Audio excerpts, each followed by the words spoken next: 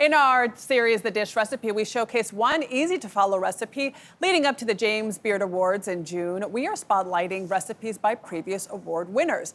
Bartender Gayle DeGroff at the Beard Foundation's Platform Kitchen is sharing his take on an Italian Negroni cocktail perfect for summer.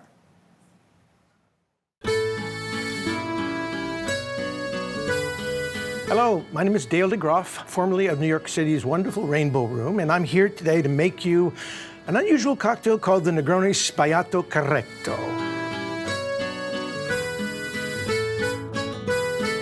And this cocktail has 4 simple ingredients. You need gin, sweet vermouth, bitter aperitivo of your choice, dry Prosecco. You garnish with cara oranges and Castelvetrano beautiful green olives, and away we go.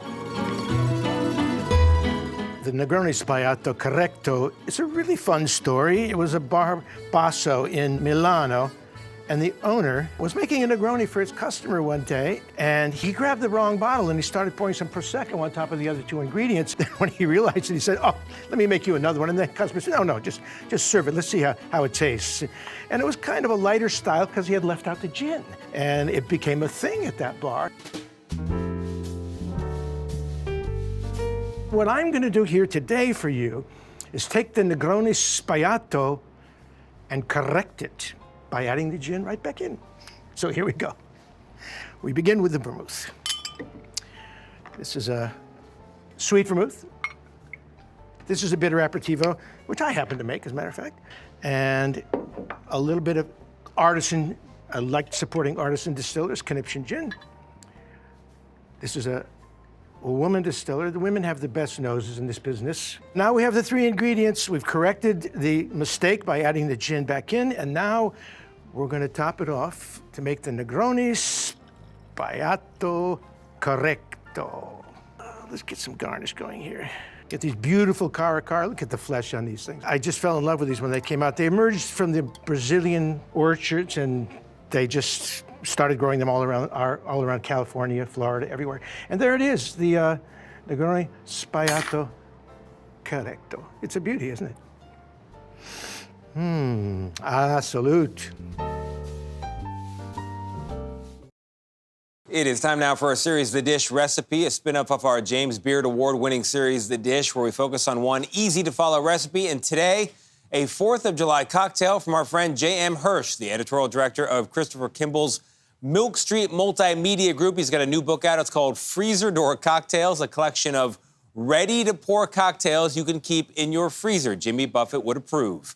His tropical coconut pie cocktail is creamy, a little bit sweet, and absolutely perfect for summer. Good morning, I'm J.M. Hirsch, editorial director at Milk Street and author of Freezer Door Cocktails. This morning, we are going to lean hard into the summer vibes and make the perfect cocktail for the 4th of July, the tropical coconut pie. The ingredients you need for this recipe are coconut rum, white rum, a lime, coconut water, and just a little bit of salt. So, to make our tropical coconut pie, we're going to start with both of our rums. 10½ ounces of coconut rum. We're going to pour it right into a blender, and 10½ ounces of white rum, also into the blender. Then we're going to take a lime and a vegetable peeler, and we're going to strip off the green zest, and we're going to add that to the blender. Now, the reason we're doing this is we want this cocktail to have tons of bright citrusy flavor, but we don't want to use lime juice. The problem with lime juice is, first, it adds a lot of acidity to the cocktail, and that can throw off the balance of flavor, but also that juice can freeze in the freezer, and we don't want that. So we're going to do what's called a speed infusion. Now, all you're going to do is pulse this for about 5 to 10 seconds. The idea is to chop it up. You don't want to puree it. That's it. Let it sit on the counter for, say, 2 or 3 minutes, and then we're going to strain it out. The best part about freezer door cocktails is you can build them right in the bottle. So we're going to put our funnel into a 750 milliliter bottle with a mesh cocktail strainer. And just to make sure we don't get any little bits of zest, we're going to line it with cheesecloth. I love this cocktail. It's got wonderful like tropical notes to it from the coconut rum, but then you balance that with the bright citrus notes of the lime. For a second dose of fresh tropical flavor, we're gonna add 4 ounces of unsweetened coconut water and just a tiny pinch of salt. If you put a little bit of salt into the cocktail itself, just like in your food, it's gonna heighten and brighten all the other flavors. So, that's it. Cork it, give it a very good shake, and then you store this on your freezer door. When you want to pour it, it's ready for you.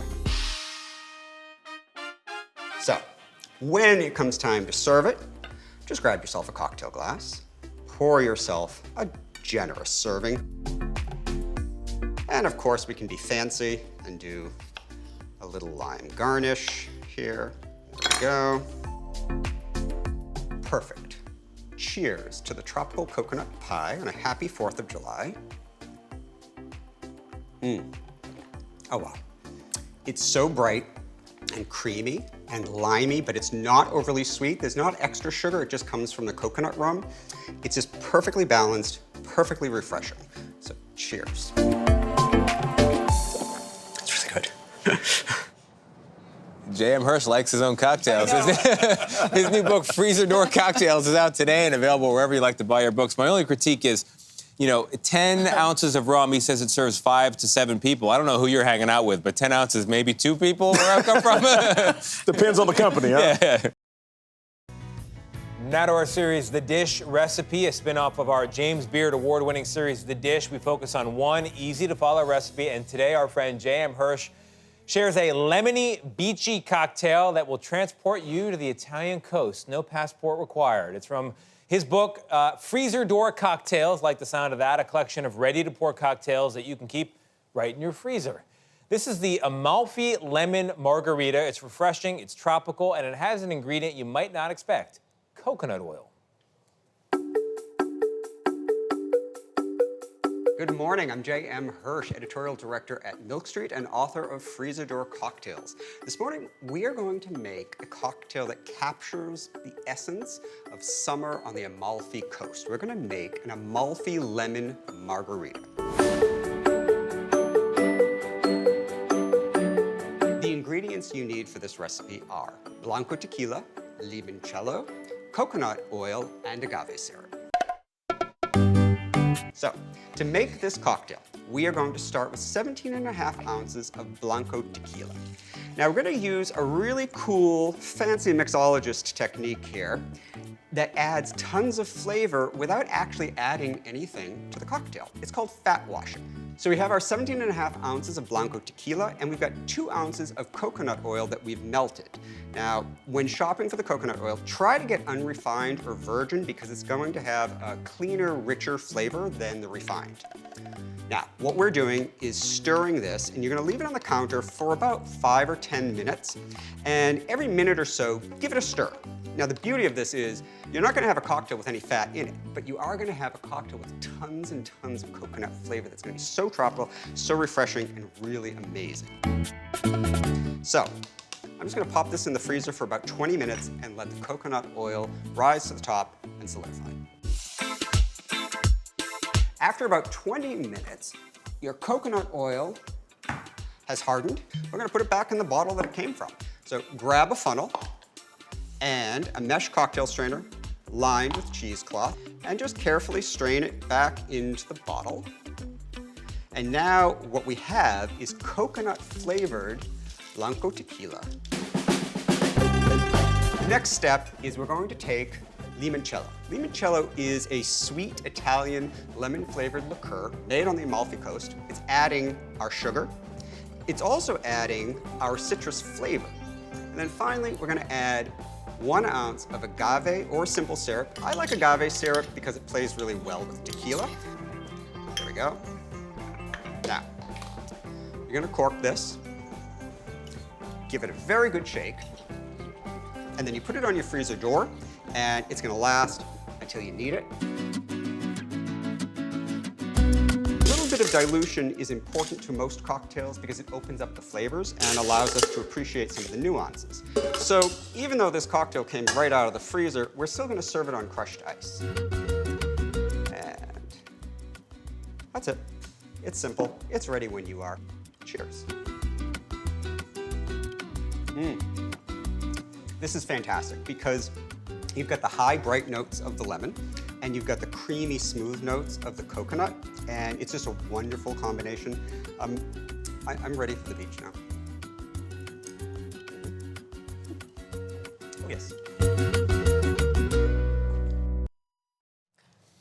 I love it. I had plenty of those on vacation. They'll sneak up on you, so be careful. I bet they will. You know, a lot of people, they get really rich and famous and they have like a private chef. If I could do it, I would do a private bartender. I want J.M. Hirsch living in my house, mixing that up for me. We're on the same page. I need a good mocktail right about now. All right, and we'll add some liquor to it.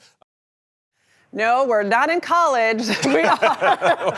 We're on CBS Mornings. And as we start the new year, I am sure many of you are taking shots to ring in the new year. But today we are looking at different ways to reset this January. We're talking about the mocktail. So whether you want to participate in dry January after indulging this holiday season or just want to cut back a little bit, mocktails are increasingly popular and they're such a good way to treat yourself. Sales for non-alcoholic spirits, wine, and beer jumped 32% in 2023, and that is a 1% increase in sales for alcoholic beverages. Wow.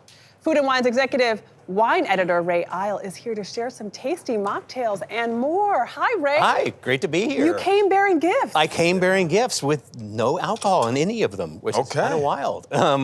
So yeah, the first one we have up, and I'm going to mix this one because I might as well, is a non-alcoholic Negroni. Okay. And this has been one of the recipes on our site that's done incredibly well. And it's this ritual.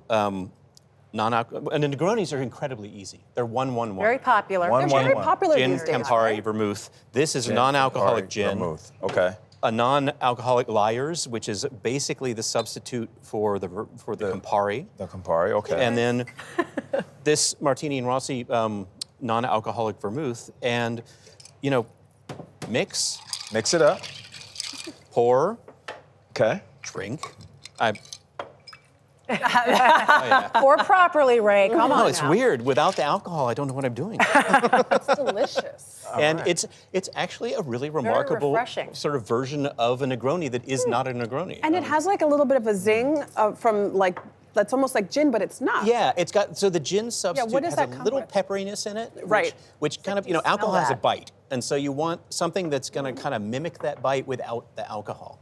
The next cocktail... Is this inspired by James Bond? This the one? This next one's inspired by James Bond. I Okay. don't think we're to the point with non-alcoholic cocktails of James Bond saying like, James Bond, I'd like a non-alcoholic vodka. Yeah, a mocktail. I don't think that's happening in the next movie, but this is called You Only Live Twice. And it's got this kind of wonderful amethyst lemon cucumber serrano Smells beautiful. in it, and then again a Martini and Rossi white vermouth substitute, and a little tiny bit of champagne vinegar. That is good. And it's a delicious This is cocktail. really Yeah. Yeah, and it's from it's a bar actually in Ardmore, Pennsylvania, Ripplewood. They came up with this, and it's beautiful. I had it, and I was like, "That's what you want," and it fools you. You taste it, and you think that's got to have alcohol in it. Because It's like burning a little bit It's not still. just the taste buds, right? It's not just how it dances on the tongue. It's also the notes that you smell. Yeah, That and- gives you the feeling that you're replacing an alcoholic beverage. And this, go ahead. Yeah. I was going to say, we do so much with wine. We've seen before, and you have two for And us. I brought two wines, and partly because non-alcoholic wine has been really tough in the past. It's been tricky to make one that was actually good. This Eins Zwei Zero, which is German. That's Eins smell, Zwei Zero, though. The smell. But the smell. This is a Riesling, and What? This is wine. It smells just like alcoholic wine. Well, yeah, it smells. Guys, this smells like wine. And It does. It's really good Riesling for the first part. It's from a really good producer who makes great regular Rieslings. And what they do is they vacuum distill it. You drop the pressure down so that you can boil off the alcohol at like 82 degrees. Oh. I got to take that home. My wife loves Riesling. I mean, this is... I poured, okay, I cheated. I poured this, no, it's really non-alcoholic. I poured it from my mother at Thanksgiving, and I didn't tell her. And she was like, I love this wine, this is great. All right, I'm going to admit, sorry, Mom. that one, not my favorite. I'm sorry, but And then the I'm all for Beaujolais. bubbles. Beaujolais sparkling. Now, this is, again, totally non-alcoholic. It's Italian, but it's Chardonnay that's been treated like champagne in a sense. Smells just like it. I went too soon. Cheers. And cheers. Happy New Year, everybody. Happy New Year. Happy New Year. Adriana rushing to sip on her drink. Again, Talking about this ain't college. What was you doing in college? Your eyes are like digging into me.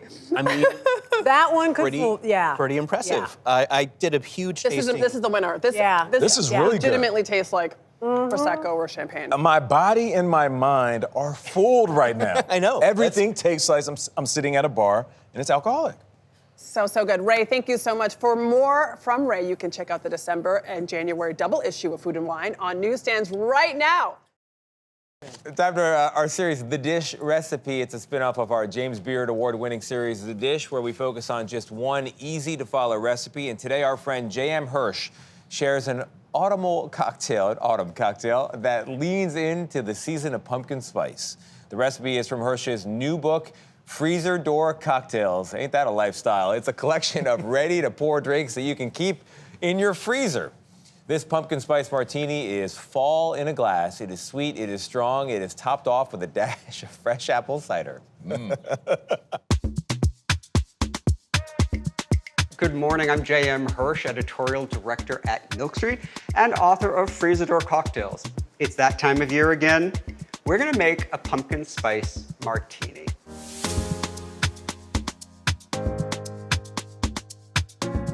The ingredients you need for this recipe are bourbon, agave or simple syrup, pumpkin pie spice, orange bitters, chocolate bitters, and fresh apple cider. Now this is a 750 milliliter bottle of bourbon, and we are going to pour off 6 ounces of that. Save this, make yourself a Manhattan later, you deserve it. We have our 19 ounces of bourbon left in the bottle. Grab a funnel. Now, we're gonna add 2 ounces of water. And that dilution is important because it opens up the flavors of the cocktail and lets us appreciate the nuances of it. We're also gonna add 2 ounces of agave or simple syrup. This is to give it just a hint of sweetness. There we go. Now, the star ingredient, of course, pumpkin pie spice. All you need is a generous pinch in the bottle. You don't want to go more than that, and there's a really good reason for that. Alcohol, like fat, is a really good conveyor of flavor. So a little bit goes a long way, and if you put too much pumpkin pie spice in, you're going to just overwhelm the cocktail. Finally, we're going to add 2 varieties of cocktail bitters. Now, cocktail bitters are kind of the salt of the cocktail world. They add a kind of a balancing bitterness to otherwise sweet cocktails. So we're gonna add about a 1/4 teaspoon of orange bitters and a 1/4 teaspoon of chocolate bitters. It's gonna give you that rich autumnal flavor. So good. But be careful, don't add more than that because it can be a little bit overwhelming. That's it. We're gonna cork it. Give it a very good shake. Then you can put this in the freezer. Let it chill for a few hours. It's perfect to pour. After a couple of hours, our pumpkin spice martini, perfectly frosty, ready to pour. That's a happy sound.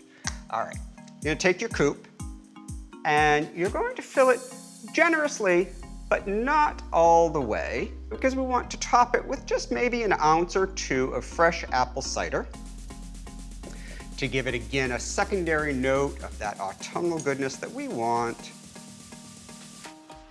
Oh my God, I'm ready to go apple picking. That's amazing. It is sweet, but not too sweet. And this is perfectly balanced. You've got the spice of the bourbon, the heat of the bourbon. You've got the orange and chocolate notes, which play so well together. And you've got that pumpkin pie spice, which is just, makes us all very happy. So cheers to the season.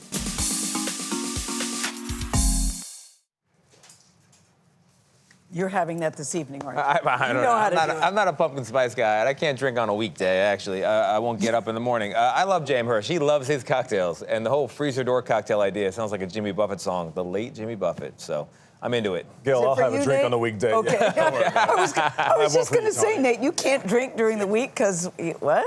We get up at 4 or something in the morning. I get up at 4:15 How much a.m. drinking are you doing, Tony? Isn't it just a little drink? Just a little taste. Yeah. All 17 ounces. I can't make a triple serving like Okay. that. I was just kidding. Oh, man.